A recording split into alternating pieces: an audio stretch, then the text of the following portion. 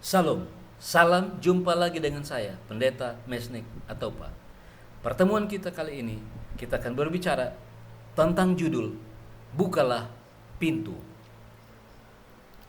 Kita akan mulai dengan beberapa pertanyaan. Apa yang Anda lakukan jika Anda pulang ke rumah pada tengah malam? Anda sudah mengetok pintu sambil memanggil, "Buka pintu, Ma. Buka pintu, Mama. Buka pintu, Hani. Buka pintu, sayang. Buka pintu." Namun tidak ada yang membukakan pintu. Pertanyaannya selanjutnya adalah, apakah Anda akan berteriak dengan lebih kuat dan sedikit kasar? Apakah Anda akan marah? Apakah Anda akan panggil polisi? Atau apakah Anda akan mendobrak pintu itu? Sebab Anda mendengar ada suara di dalam. Anda juga tahu pasti bahwa orang yang di dalam yang Anda panggil, Mama, Hani, itu sedang terbangun. Tetapi ia tidak juga bukakan pintu. Apakah Anda akan menghancurkan pintu tersebut? Pertanyaan saya berikutnya, apakah Anda akan tidur di depan pintu? Apakah Anda akan mencari hotel untuk menginap untuk malam itu? Atau Anda akan mencari istri yang lain? Jika Anda tanyakan pertanyaan ini kepada saya pribadi, saya akan menjawab, sabar, dengar dulu khotbah ini sampai selesai. Amin. Mari kita buka Alkitab kita yang mencatat cerita cinta yang selalu menarik untuk dibahas, yaitu cerita cinta Salomo dan perempuan Sunem. Kita ketahui bahwa buku Kidung Agung adalah buku yang berisi ungkapan cinta yang disampaikan dengan cara berbalas-balasan dengan kata-kata cinta yang amat agung. Sebagai contoh, di dalam Kidung Agung 8 ayat 6, firman Tuhan berkata, "Taruhlah aku seperti meterai pada hatimu, seperti meterai pada lenganmu, karena cinta kuat seperti maut, kegairahan gigi seperti dunia orang mati. Nyalanya adalah nyala api, seperti nyala api Tuhan." Jadi cinta yang sedang bergelora itu menyala, dan nyalanya itu seperti api Tuhan. Ayat 7, air yang banyak tak dapat memadamkan cinta. Jadi kalau sudah membara cinta itu, tidak bisa disiram dengan air, tidak akan mati dia. Sungai-sungai tidak dapat menghanyutkannya. Ketika cinta itu sudah bergelora, ditaruh di sungai yang sedang banjir, tidak akan hanyut. Sekalipun orang memberi segala harta benda rumahnya untuk cinta, namun ia akan dihina. Cerita cinta yang menggambarkan hubungan yang agung yang tidak saja menonjolkan ketertarikan fisik, tetapi meninggikan kesucian dan martabat yang agung dari para pihak. Meninggikan kesucian dan martabat pihak laki-laki, meninggikan kesucian dan martabat pihak perempuan. Di dalam Kidung Agung 4 ayat 16, firman Allah berkata, "Bangunlah hai angin utara, dan marilah hai angin selatan. Bertiuplah dalam kebunku, supaya semerbaklah bau rempah-rempahnya. Semoga kekasihku datang ke kebunnya dan makan buah-buahannya yang lezat." Kata-kata perempuan Sunem di atas menunjukkan kerinduannya dan gairah cinta yang sedang bergelora. Di sisi lain, ungkapan ini lebih condong seperti sebuah doa, sebuah harapan untuk dikunjungi oleh raja. Ia sudah siap untuk menjamu raja malam ini.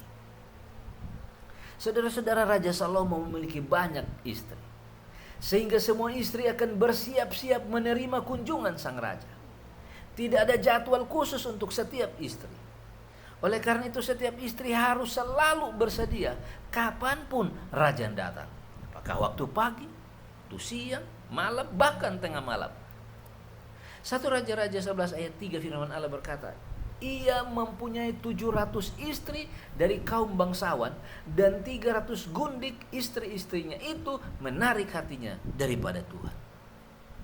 Artinya Raja Salomo butuh waktu 3 tahun untuk mengunjungi semua ratu dan gundiknya.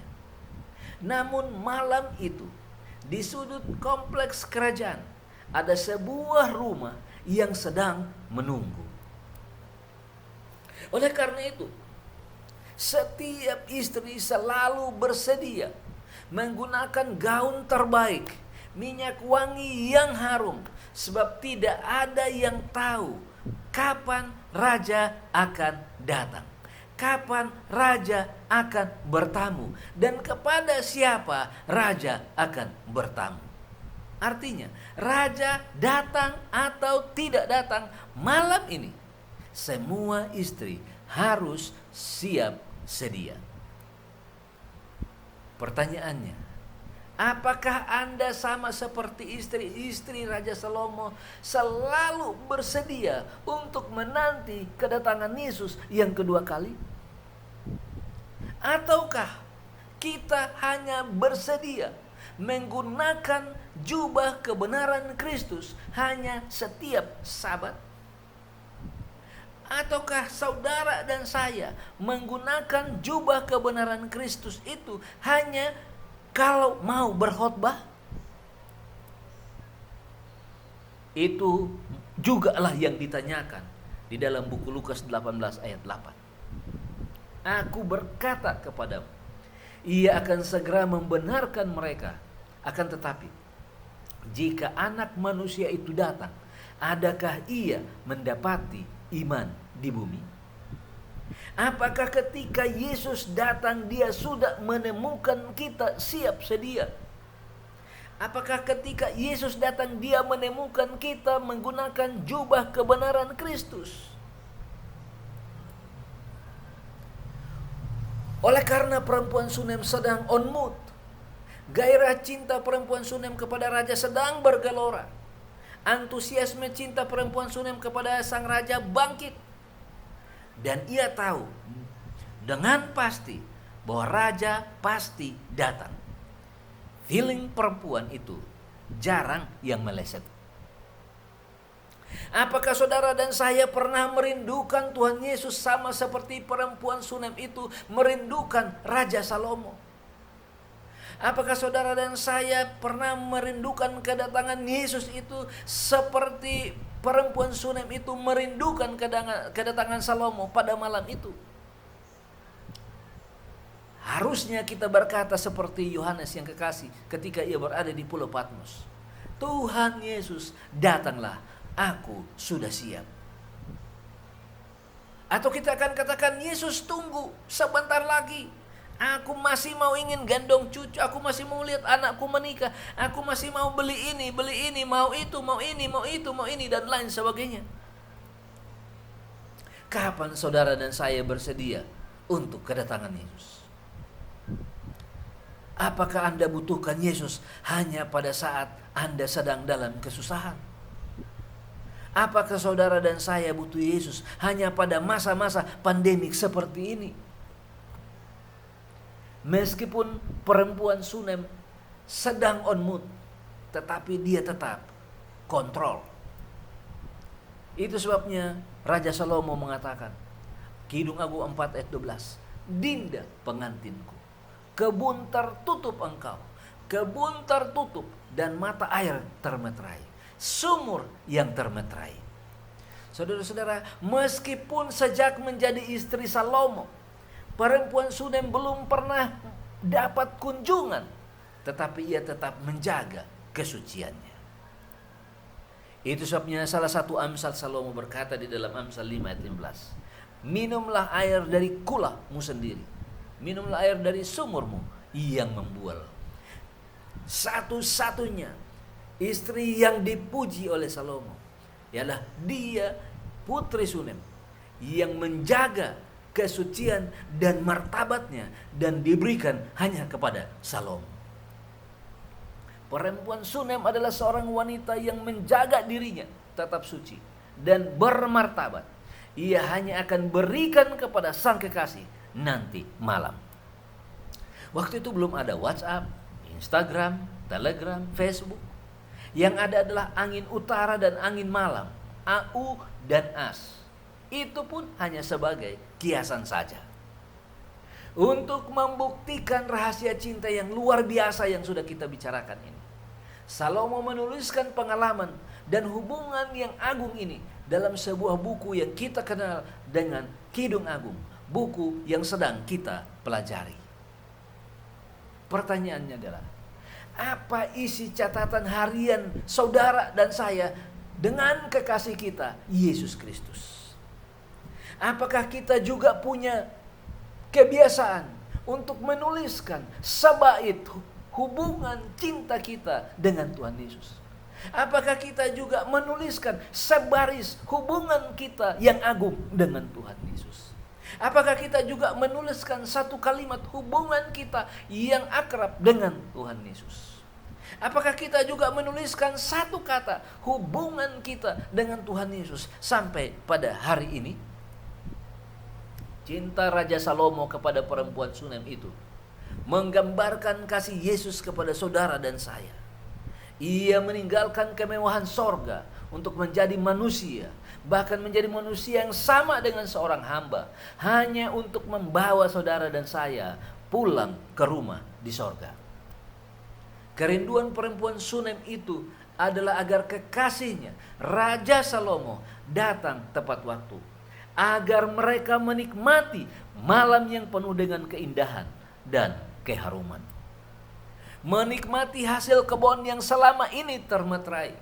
Malam ini materainya akan dibuka khusus untuk sang kekasih.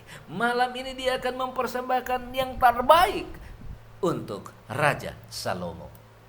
Apa yang terjadi dengan sang raja? Apa yang terjadi dengan pengantin laki-laki? Raja juga tidak bisa tidur lagi. Seolah-olah ia mencium keharuman dari salah satu sudut kompleks kerajaannya. Salomo tahu persis dari rumah mana keharuman itu datang. Saudara-saudara, cinta itu akan terasa nikmat ketika kedua-duanya menginginkan hal yang sama.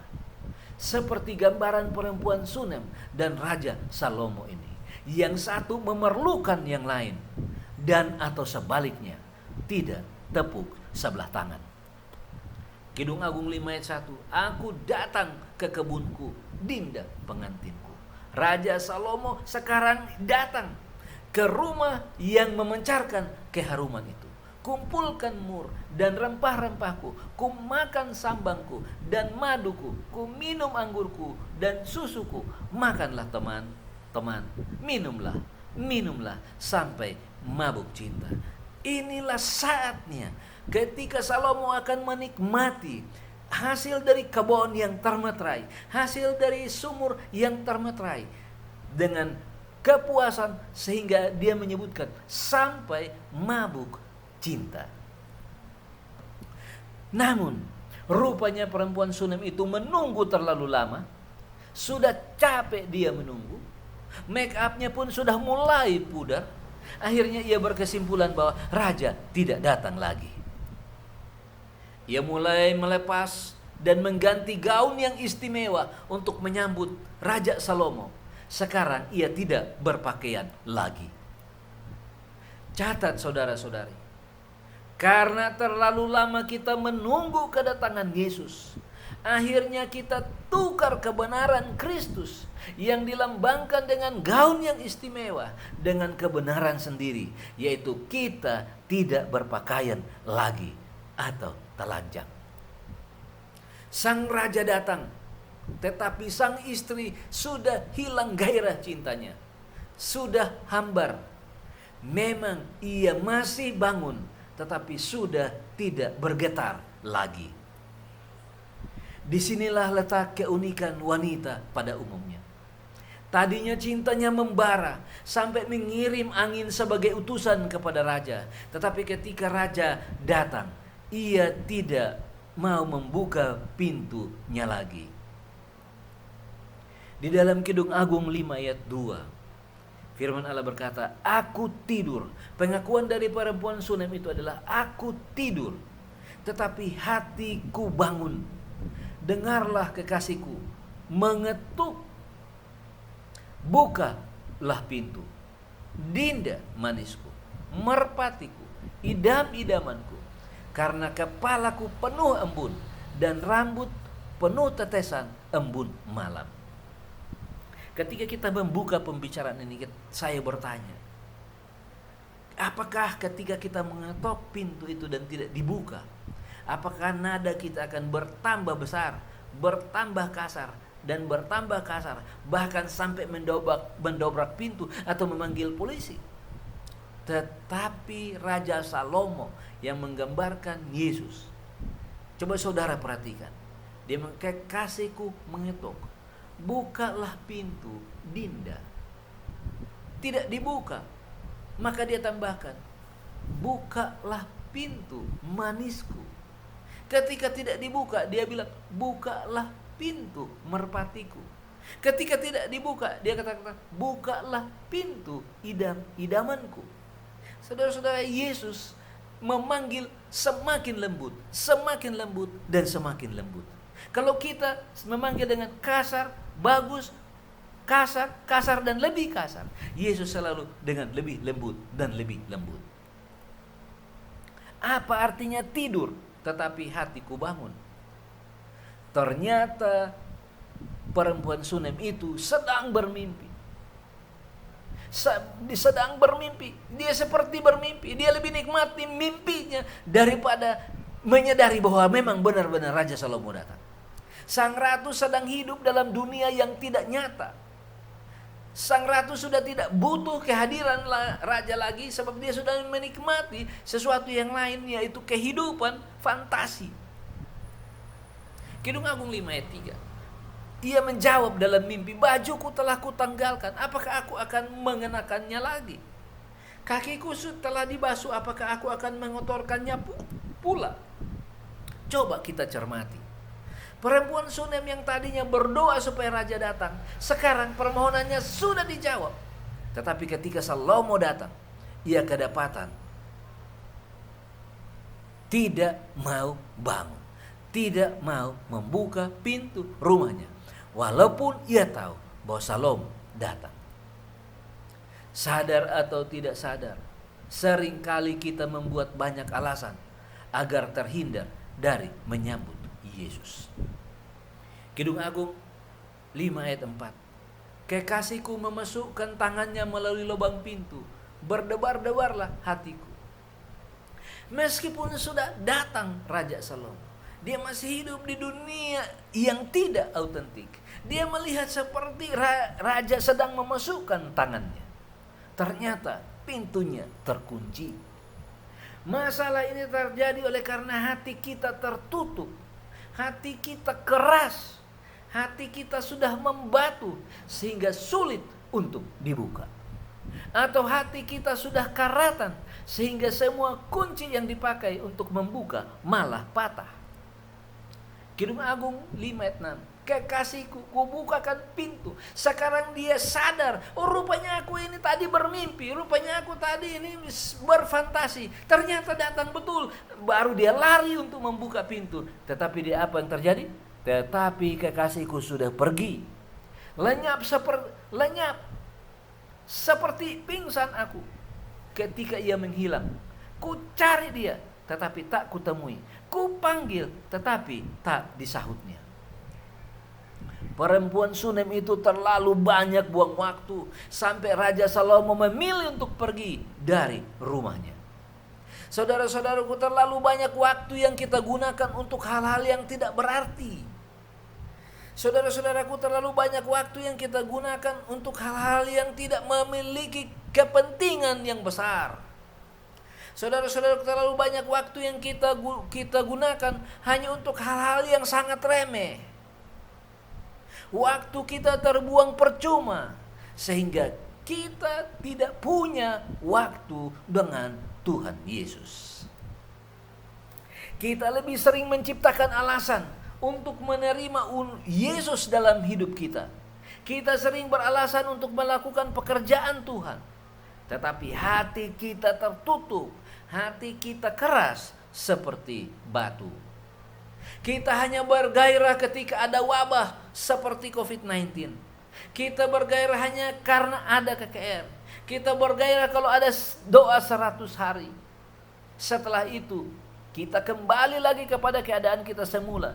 Hidup dalam dunia yang tidak nyata. Hidup dalam dunia fantasi. Hidup dalam dunia mimpi. Bukankah kita juga berdoa memohon dengan air mata agar Tuhan Yesus menolong kita dalam segala kesusahan dan kesulitan hidup kita? Tetapi ketika kita sudah mendapatkan jawabannya, kita kembali lagi kepada dunia kita, yaitu dunia fantasi, dunia mimpi, dunia yang tidak nyata. Seringkali kita sama dengan perempuan Sunem itu, berdialog dengan Tuhan Yesus, tetapi kita selalu membenarkan diri sendiri, maka hati kita juga tetap tertutup. Mari kita pindah kepada cerita lain, tetapi memiliki makna yang serupa dengan cerita Raja Salomo dan perempuan Sunem ini. Di dalam buku Wahyu 3 ayat 20 firman Allah berkata, "Lihatlah, aku berdiri di muka pintu dan mengetok. Jikalau ada orang yang mendengar suaraku dan membukakan pintu, aku akan masuk mendapatkannya dan aku akan makan bersama-sama dengan dia dan ia bersama-sama dengan aku." Kalau kita cermati ayat ini, Yesus tidak hanya mengetok pintu, tetapi sambil berbicara, sambil memanggil, "Jika ada yang mendengarkan, bukakanlah pintu." Saudara-saudaraku, di jemaat Laodikia hidup dalam fantasi, tidak realistis, tidak hidup dalam dunia yang nyata. Di dalam Wahyu 3 ayat 17, "Karena engkau berkata, aku kaya dan aku telah memperkayakan diriku dan aku tidak kekurangan apa-apa. Dan karena engkau tidak tahu bahwa engkau melarat dan malang, miskin, buta, dan telanjang." Apa sebabnya mereka hidup dalam fantasi? Karena mereka miskin, tetapi mereka bilang kaya. Mereka buta, tetapi mereka katakan mereka punya mata. Mereka telanjang, tapi mereka bilang berpakaian. Wahyu 3 ayat 16, "Jadi karena engkau suam-suam kuku dan tidak dingin atau panas, aku akan memuntahkan engkau dari mulutku." Suam-suam kuku itu artinya adalah orangnya merasa berpakaian tetapi telanjang. Orangnya merasa punya mata tetapi tidak melihat. Orangnya merasa kaya tetapi miskin. Kehidupan kita sehari-hari tidak sesuai dengan fakta yang ada. Kehidupan kita sehari-hari, kata-kata kita tidak sesuai dengan perbuatan kita. Mereka ini beragama tetapi tidak punya semangat, tidak punya gairah, tidak punya antusias. Saya teringat pada awal-awal munculnya COVID-19. Aktivitas dibatasi, termasuk gereja-gereja ditutup. Ada banyak orang protes. Mengapa gereja tertutup? Kemudian ada jawaban dari seseorang. Saya lupa namanya. Namun jawabannya telak menurut saya. Kenapa ribut? Berapa anggota jemaat yang hadir di Rabu malam? Berapa orang yang hadir di malam Sabat? Hadir di hari Sabat? Hadir di kumpulan-kumpulan lainnya? Bukankah gereja juga kosong sebelum pandemik ini? Orang yang protes gereja ditutup seolah-olah dia panas. Tetapi kalau Rabu malam, malam Sabat, hari Sabat, memang dia datang, hanya terlambat. Nah, itulah yang disebut dengan tidak panas dan tidak dingin. Setiap mengembalikan persepuluhan, setiap memberikan persembahan terpadunya sebesar 10%. Tetapi hanya mengatur, menguasai eksekutif komite. Tetapi kata-katanya kasar, hidup untuk diri sendiri. Nah, itu yang disebut dengan tidak panas dan tidak dingin. Rajin follow the Bible, rajin baca buku-buku roh nubuat, tetapi tidak punya minat untuk menarik jiwa. Nah, itu yang tidak panas dan tidak dingin. Di dalam Wahyu 3 ayat 19, Barang siapa kukasihi, ia kutegur dan kuhajar. Sebab itu relakanlah hatimu dan bertobatlah. Panggilannya kepada kita adalah, kalau kita masih hidup di dalam dunia mimpi, hidup di dalam dunia yang tidak nyata, hidup di dalam dunia yang fantasi, bertobatlah, berpindahlah kepada hidup yang nyata. Tahu bahwa kita ini miskin, tahu bahwa kita ini buta, tahu bahwa kita ini tidak menggunakan jubah kebenaran Kristus, supaya kita pergi kepada Yesus dan mendapatkan semua kebutuhan rohani itu. Saya akan menceritakan cerita terakhir, adalah cerita yang bertolak belakang dengan dua cerita sebelumnya, yaitu cerita tentang Lea dan Rahel yang dapat kita baca dalam buku Kejadian pasal 30. Di dalam Kejadian 30 ayat 15 firman Allah berkata, jawab Lea kepadanya, apakah belum cukup bagimu mengambil suamiku? Sekarang pula mau mengambil lagi buah dudaim anakku. Kata Rahel, kalau begitu biarlah ia tidur dengan engkau pada malam ini, sebagai ganti buah dudaim anakmu itu. Gairah cinta Lea bangkit, antusiasme cinta Lea bangkit ketika Rahel katakan, biarlah malam ini ia tidur dengan engkau. Saya coba berimajinasi, sekaligus saya dramatisir sedikit agar lebih menarik. Ketika Lea mendengar ucapan Rahel, Lea masak yang enak, yang digemari oleh Yakub. Ia menyuruh anak-anaknya mandi bersih, makan malam lebih cepat dari biasanya. Ia sendiri membersihkan rumahnya seperti mau menyambut raja. Ia ganti sprei tempat tidurnya dengan sprei yang bersih. Ia semprotkan parfum kesukaan Yakub sehingga rumah itu wangi semerbak. Lea sendiri mandi jadi bersih, berdandan menggunakan baju terbaik agar tampak sedikit seksi. Ruben bertanya, Mama mau kemana? Tidak kemana-mana, jawabnya. Tapi dalam hati ia berbisik, ada tamu istimewa malam ini. Gairah cintanya sedang membara. Di dalam Kejadian 30 ayat 16, ketika Yakub pada waktu petang datang dari padang, pergilah Lea mendapatkannya sambil berkata, engkau harus singgah kepadaku malam ini, sebab memang engkau telah kusewa dengan buah dudaim anakku. Sebab itu tidurlah Yakub dengan Lea pada malam itu. Bahasa sehari-harinya akan berbunyi seperti ini. Sesudah itu Lea berdiri di teras rumahnya. Setelah ia berdandan, setelah ia memasak enak, setelah ia memperbaiki spraynya, setelah ia menyemprotkan wangi-wangian, ia berdiri di teras rumahnya karena Yakub akan lewat beberapa menit lagi. Ketika Yakub lewat, Lea memanggilnya, Papa, malam ini kamu harus tidur di sini. Saudara-saudara, ketika Yakub melihat, memandang Lea, Yakub tidak berpikir dua kali. Yakub masuk ke rumah itu. Selanjutnya, menurut Aks, terserah Anda. Yakub memang lebih mencintai Rahel, tetapi Lea tidak pernah pasrah dengan keadaan. Ia berusaha untuk mendapatkan perhatian dan cinta Yakub. Sebaliknya, Yesus sangat mengasihi kita. Mengapa kita melarikan diri dari kasih Yesus? Mari kita memperbaharui komitmen kita, iman kita untuk mengasihi Yesus seperti Ia mengasihi kita. Pintu rumah Lea terbuka sejak siang hari untuk sang suami.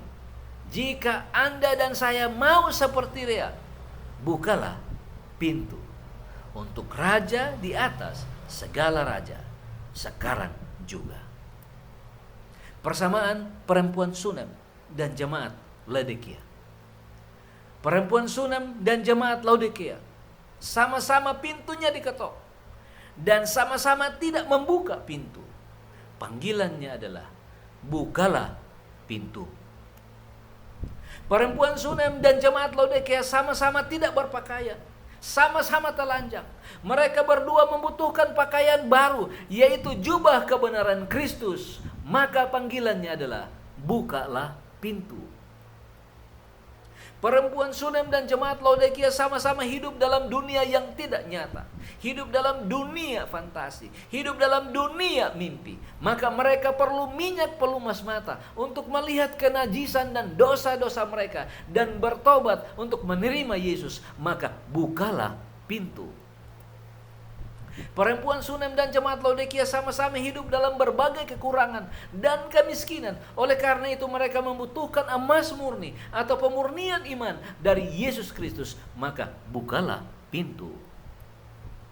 Di dalam Wahyu 3 ayat 18. Maka aku menasihatkan engkau supaya engkau membeli daripadaku emas yang telah dimurnikan dalam api, agar engkau menjadi kaya, dan juga pakaian putih, supaya engkau memakainya agar jangan kelihatan ketelanjanganmu yang memalukan, dan lagi minyak untuk melumas matamu, supaya engkau dapat melihat. Bukalah pintu, bukalah pintu, bukalah pintu, bukalah pintu, bukalah pintu, bukalah pintu. Mari kita berdoa. Bapa di sorga, kami sudah belajar supaya kami menjadi seperti perempuan Sunem di dalam merindukan kedatangan-Mu. Kami tidak mau hidup di dalam mimpi. Kami tidak mau hidup di dalam dunia yang tidak nyata, tapi kami mau hidup dengan nyata karena Tuhan bersama dengan kami. Kami sekarang sudah siap menggunakan jubah Kristus untuk menyambut kedatangan-Mu. Meskipun kami tidak pasti kapan, tetapi kami selalu siap untuk kedatangan Yesus. Damai dari Allah Bapa, kasih karunia Yesus Kristus, dan persekutuan Roh Kudus akan menyertai kita sekalian mulai hari ini sampai hari Maranatha. Di dalam nama Yesus, Tuhan dan Juru Selamat kami. Amin.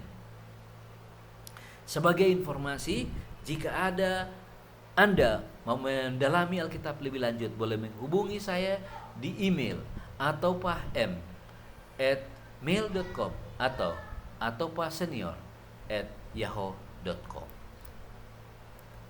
Tuhan Yesus memberkati kita semua.